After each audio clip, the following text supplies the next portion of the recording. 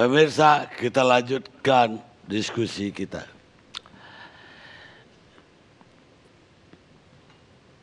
Ini di Amerika. Ternyata LGBT di Amerika itu jauh lebih aktif melakukan pendidikan ataupun pencegahan penyakit HIV dan AIDS dari kelompok heteroseksual, kata Magic Johnson, pemain basket Amerika yang terkena AIDS. Sekarang Komnas HAM, Pak Pigai. Baik, terima kasih. Katanya ada 7 tuh instansi yang melanggar hak asasi manusia. Apa komennya? Ya, kalau Komnas HAM kan tidak pernah melihat jenis, suku, agama, ras, tapi siapapun yang teraniaya pasti ada berada di sampingnya. Jadi kalau 7 lembaga yang diadukan kemudian dipastikan karena mereka teraniaya, tentu pasti atas nama hak asasi manusia kita ada di samping mereka. Nah, kemudian kembali bicara mengenai LGBT, ya. Bang Karni ingin saya sampaikan bahwa LGBT itu yang sekarang kita bicara dan yang kita lihat itu fakta sosial bangsa ini. Mereka ada di mana-mana, ya, di remang-remang, di bawah pohon. Betul ini benar, fakta ini. Ya, di tempat salon, ya, bahkan ada di televisi sekarang ini ada teman-teman kita. Ya. Itu fakta bahwa bangsa ini ada sekelompok komunitas itu. Fakta tidak bisa dibantah. Ya. Kemudian atas dasar itu, ya, ada 3 dasar utama fondasi berdirinya negara ini yang harus kita ikuti. Yang pertama, landasan ideal Pancasila, kemanusiaan yang adil dan beradab. Ya. Yang kedua, landasan konstitusional, Undang-Undang Dasar 45, ya, pasal 28. Lalu yang ketiga, adagium unitarian, ya, adagium kebangsaan, kesatuan, Bhinneka Tunggal Ika. Kata Bhinneka Tunggal Ika, adagium kebangsaan ini tidak hanya bicara mengenai ras, etnik, agama, tetapi bicara mengenai bagaimana mereka kelompok-kelompok minoritas itu diakui, dihormati, dihargai oleh negara. Ya, kekayaan keberagaman bangsa ini ada karena ada juga fakta kelompok-kelompok minoritas ini. Ya, pemahaman ini yang harus kita pahami bahwa mereka ini ada di bangsa kita. Tuh, ya. Oleh karena itu apa yang perlu dilakukan oleh negara? Saya tarik ke Komnas Hak Asasi Manusia. Ya. Ada yang mempunyai pemangku kewajiban untuk melindungi rakyat, itu adalah negara. Negara ada untuk melindungi rakyat. Negara ada untuk menghargai dan menghormati hak asasi manusia. Negara ada untuk memenuhi kebutuhan hak asasi manusia. Kalau dilihat dari fakta adanya LGBT di Indonesia, maka dari sisi penghormatan terhadap hak asasi manusia di Indonesia belum ada. Tapi dari sisi Undang-Undang Dasar ada, Pancasila ada. Ya, Undang-Undang Dasar pasal 28 ada. Kemudian dari sisi instrumen hukum peraturan juga ada. Misalnya peraturan Menteri Sosial nomor 8 tahun 2012. Mereka dimasukkan sebagai kelompok minoritas LGBT. Berarti ada penghormatan terhadap mereka. Demikian pula peraturan Menteri Dalam Negeri juga sama. Nomor 27 2014. Juga dihormati. Jadi ada fakta bahwa negara telah memberi penghormatan terhadap mereka. Itu satu. Yang kedua, negara mempunyai kewajiban melindungi rakyat, warga negara Indonesia. Apapun jenisnya, suku, agama, ras, etnik, atau minoritas. Kelompok rentan dari kekerasan. 89,3% fakta itu menunjukkan bahwa mereka mengalami kekerasan. Apakah itu kekerasan fisik atau verbal? Di mana Jadi, data oleh karena 83% itu udah di mana Pak Pigai dapat? Tadi dari Yuli. Oh iya, dia yang harus ngomong. pelangi. Saya juga mau tanya dia dapat dari mana kan? Ya, kami Komnas HAM juga 2015 juga sudah lakukan pengkajian dan rilisnya bisa cek di website Komnas bahwa ada fakta mereka mengalami kekerasan verbal maupun juga fisik. Ya, oleh karena itu the government obligation to protect on human right. Artinya negara mempunyai kewajiban untuk melindungi hak asasi manusia. Itu yang kedua, ya. Lalu yang ketiga, itu negara mempunyai kewajiban untuk memenuhi kebutuhan hak asasi warga negara Indonesia. Apakah dia suku A, suku B, agama A, agama B, kaum minoritas A, minoritas B, kelompok rentan termasuk LGBT. Ada fakta menunjukkan bahwa ya, mereka hanya mampu bisa bekerja di dunia-dunia yang secara kasat mata kita lihat.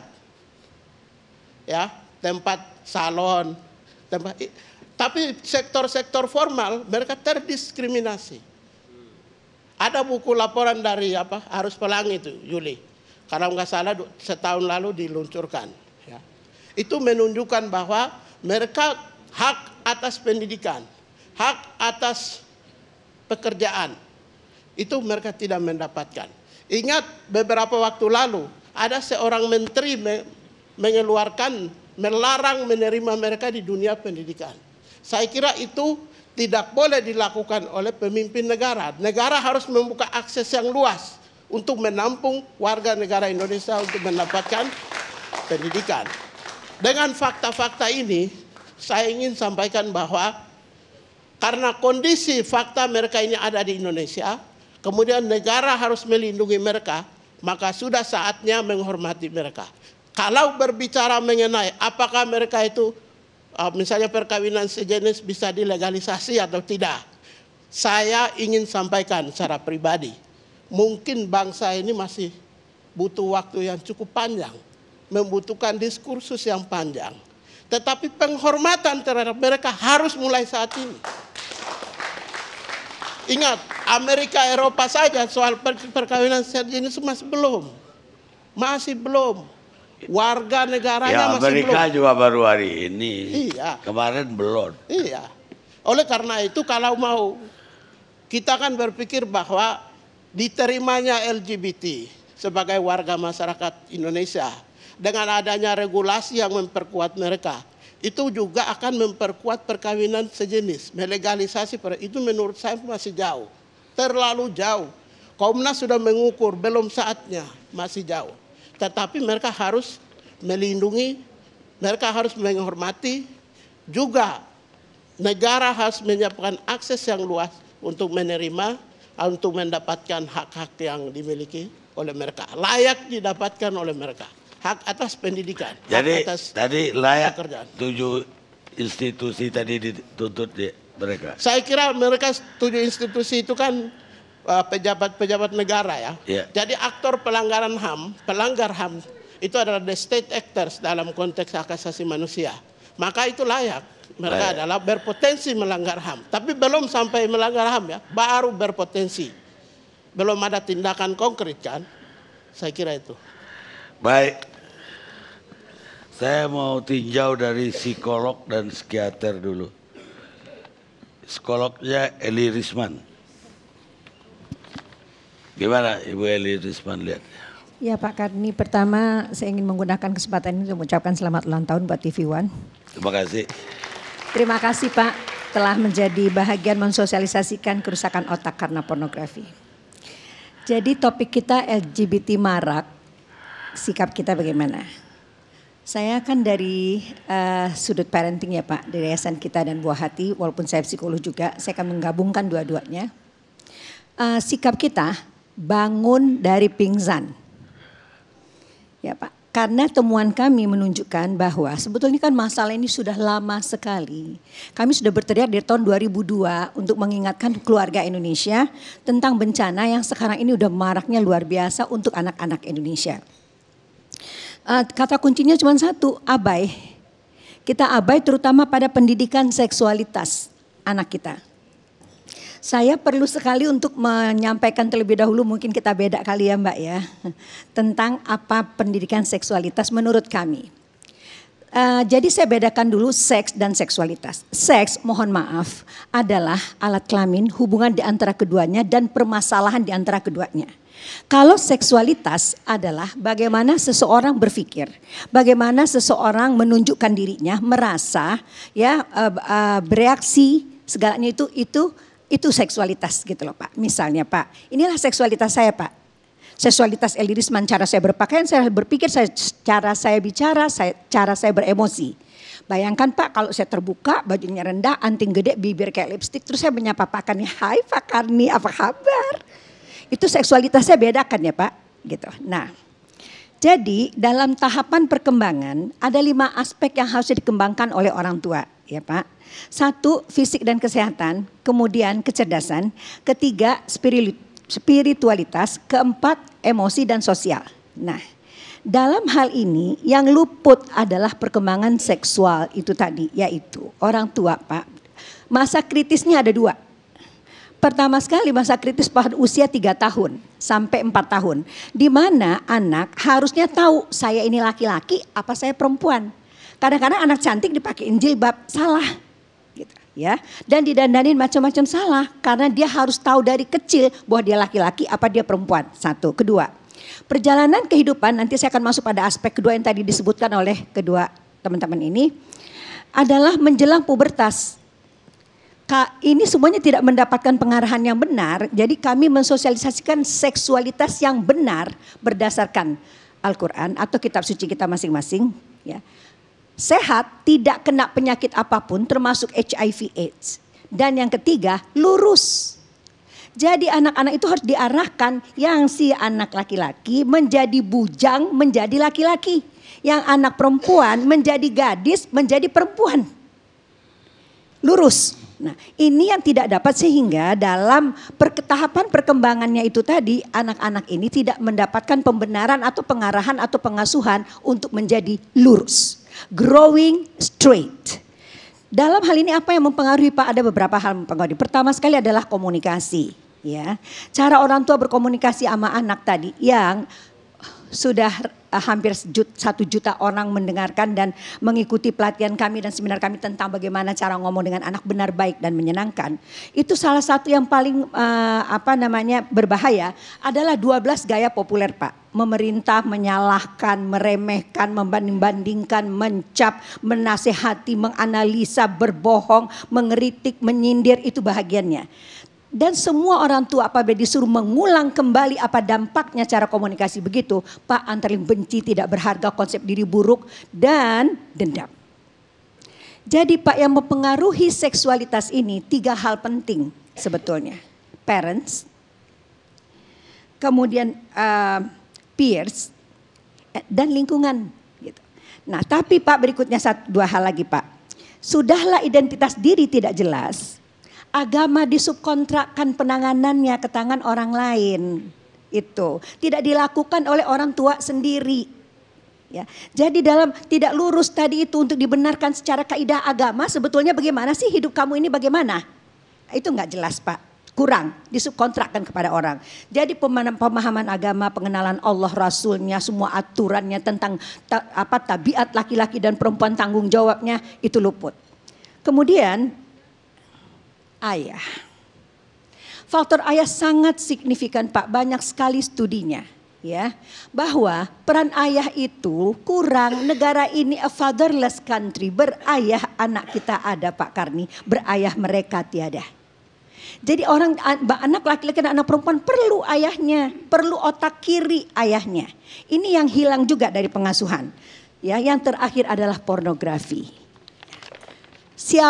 Anak siapa yang tidak punya HP di tangannya? Anak siapa yang tidak punya mata? Begitu dia punya HP di tangannya, punya mata, maka dia berpotensi mengalami kerusakan otak di atas alis kanan mata yang membuat manusia bisa bertingkah laku sebagai binatang, karena yang rusak adalah fungsi mulia otak. Jadi Pak, 70% orang tua, data kami terakhir ya Pak, dalam minggu ini, audiens ya sekitar 400-an sampai 500, saya nggak ingat persis.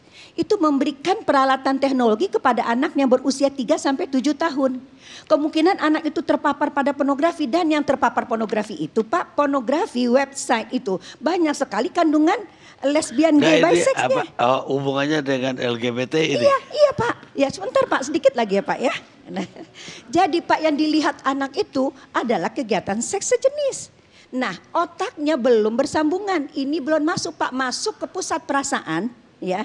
Lalu Pak, keluar cairan otak yang bernama dopamin yang membuat anak itu kecanduan.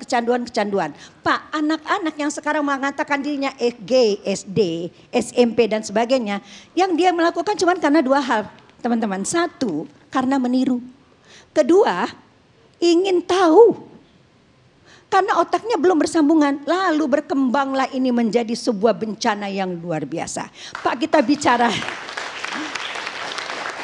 kalimat lagi Pak. Kita sekarang ini bicara teman-teman tentang 90 juta anak Indonesia berada di 9.000 pulau berpenghuni.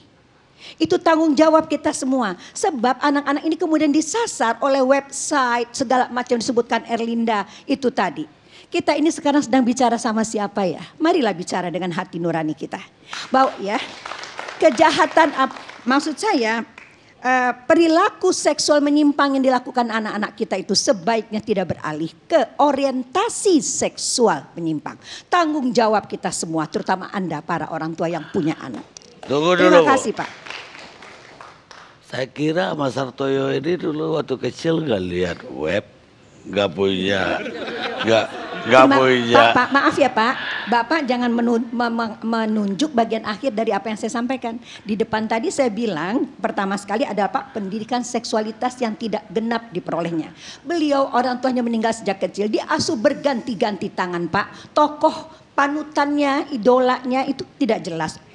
Ya, yang memainkan role-nya itu nggak jelas Pak. Baik, terima kasih Ya, Bu. Sekarang Bapak psikiater. Jadi orientasinya juga nggak jelas. Pak Fidiansa. Fidiansa saya Bang Karni. Oh Fidiansa. Ya. Terima kasih Bang Karni. Terima kasih Bu Eli yang sudah memberikan gambaran dari aspek psikologi.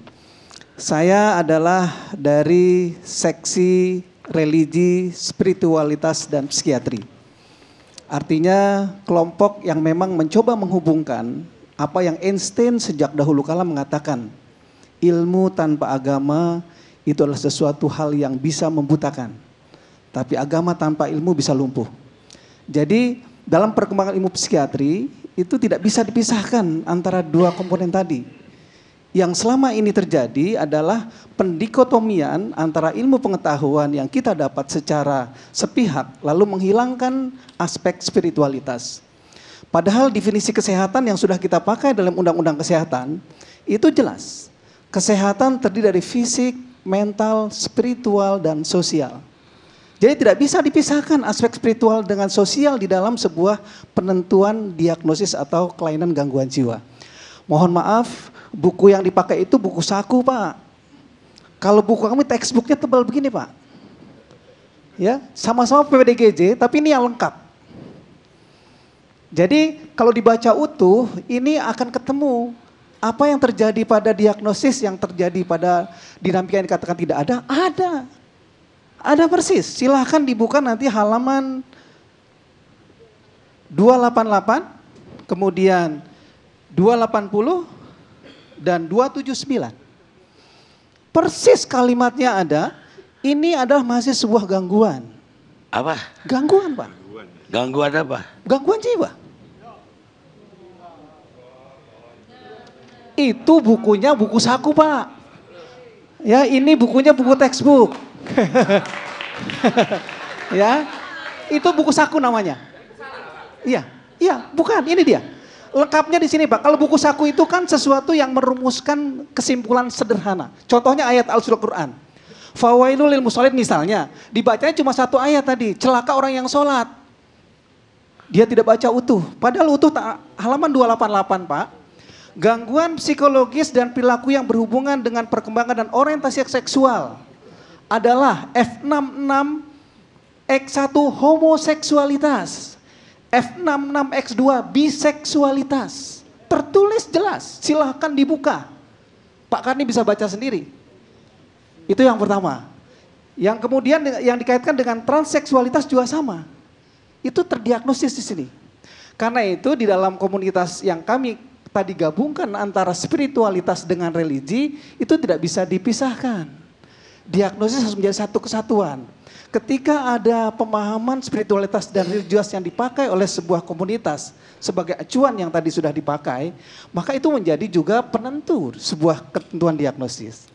Jadi itulah makanya kami dari seksi ini tetap dan melabelkan atau membuat sebuah diagnosis tidak berarti diskriminasi. Pak Karni sakit gigi, misalnya saya bilang Pak Karni sakit gigi.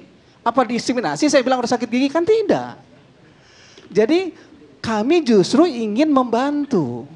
Ketika ini terjadi sesuatu hal yang dialami, tadi yang dikatakan bahwa terapi yang dilakukan dalam bentuk konseling adalah banyak. Kalau seorang dikonseling oleh maling, jadi maling Pak.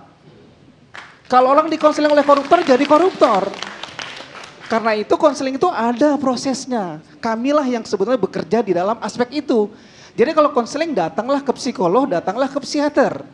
Kami punya 4 pendekatan. Kalau ada aspek organobiologi, kita berikan obat. Kalau ada aspek psikologi, kita ubah perilakunya. Kalau ada cara berpikir yang keliru, kita ubah kognitifnya. Kalau ada perubahan lingkungan sosial yang berpengaruh, tadi yang Bu Ali sampaikan, kita rubah modifikasi perilaku daripada sosial lingkungannya. Kalau ada pemahaman yang keliru dari spiritualitasnya, kita kembalikan kepada agamanya. Jadi 4 hal ini harus holistik secara keseluruhan. Demikian Bang Karni. Jadi kalau Bapak menganggap itu penyakit, bisa disembuhkan dong? Betul, bisa. Kasusnya banyak Pak. Yang bisa disembuhkan. Karena tadi saya katakan tergantung terapisnya ke siapa Pak. Kalau terapisnya kepada yang tadi saya katakan mendapatkan sebuah pemahaman informasi yang salah jadi salah.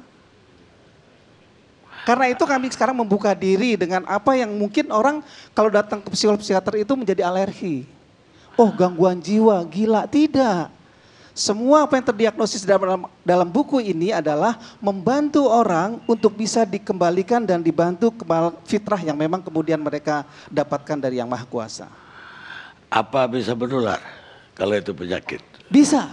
Tadi yang dikatakan dari Bu Elisman, perilaku itu bisa melakukan sebuah penularan. Penularannya bukan dalam konsep ada virus, ada kuman, bukan.